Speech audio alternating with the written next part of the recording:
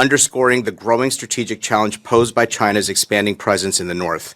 And so I'm very grateful for this report that I think every parliamentarian, policymaker, minister, and Canadian should read.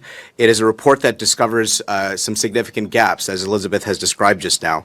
Surveillance and domain awareness gaps. Canada's northern surveillance infrastructure is outdated, and slow modernization under the North American Aerospace Defense Command, NORAD, leaves Canada underprepared to detect unconventional threats. Second, investment and infrastructure screening gaps. The Investment Canada Act does not adequately capture unsolicited or subnational foreign infrastructure offers, particularly those directed at Indigenous or territorial governments. Third, scientific and technological presence.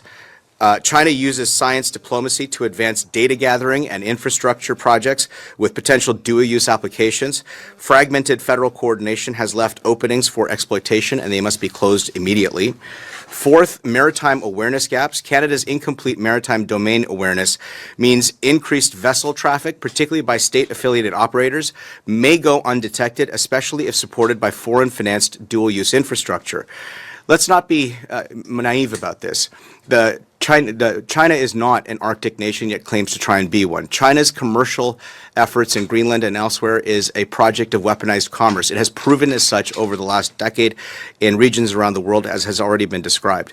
And fifth, finally, policy gap. While Canada's Arctic and Northern policy framework and NORAD modernization commitments are steps forward, they are not keeping pace with the immediacy of China's expanding Arctic sovereignty.